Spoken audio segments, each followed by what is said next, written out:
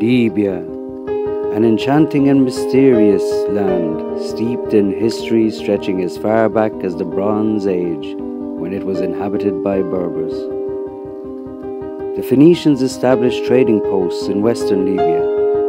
The ancient Greeks colonized and established city-states in the east. Libya was variously ruled by Persians, Egyptians, and Greek Egyptians, before becoming a part of the Roman Empire. It was an early center of Christianity during the 7th century. Invasions brought Islam and Arab colonization.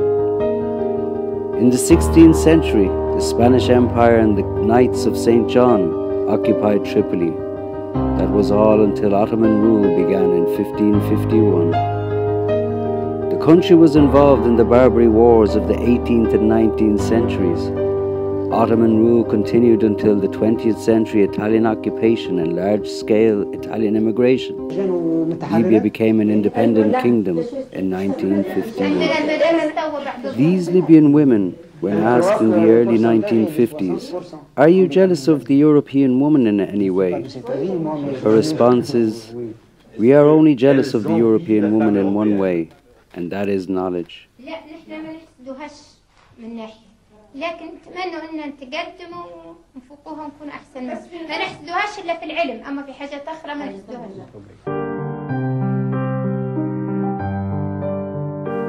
In 1953, Libya concluded a 20-year treaty of friendship and alliance with the United Kingdom, under which the latter received military bases in exchange for much-needed financial and military assistance. The next year, Libya and the United States signed an agreement under which the United States also obtained military base rights, all in return for economic aid. Libya forged close ties with France, Italy, Greece, and Turkey, and established full diplomatic relations with the Soviet Union in 1955. Foreign powers, notably Britain and the United States, provided development aid. Steady economic improvement occurred, but the pace was slow. The situation changed suddenly and dramatically in June 1959, when research prospectors from ESSO confirmed the location of major petroleum deposits at Ziltan in Cyrenaica. Further discoveries followed, and commercial development was quickly initiated by concession holders who returned 50% of their profits to the Libyan government in taxes. In the petroleum market, Libya's advantages lay not only in the quantity, but also in the high quality of its crude product. Libya's proximity and direct linkage to Europe by sea were further marketing advantages.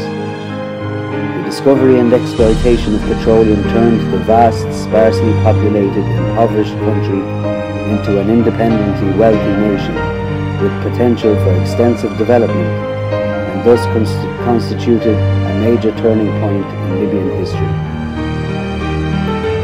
As development of petroleum resources progressed in the early 1960s, Libya launched its first 5-year plan from 1963 to 1968. Libya was to enjoy a wealth of art,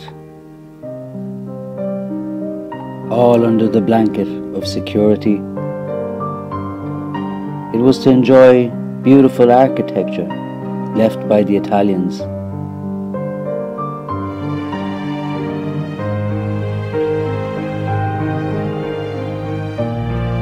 King's Castle was a beautiful sight to be seen.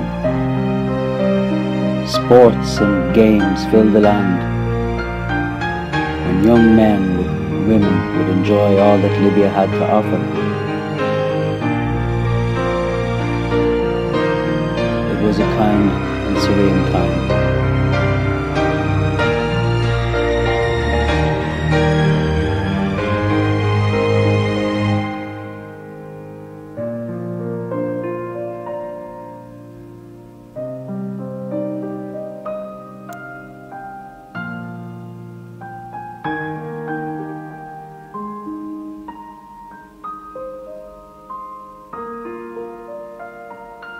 This was the Libya my father would tell me stories about.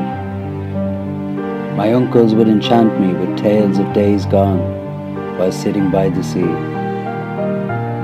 A Libya that although Muslim in governance, welcomed and loved everyone that left footsteps on her streets and shores. A beautiful time with an optimistic future. The kind-natured people deserve this land, and were striving to do good by her in their everyday lives. Tripoli, the capital, was dubbed the Bride of the Sea, and rightly so. This was all made possible by a man who loved her, and that man was the King Idris.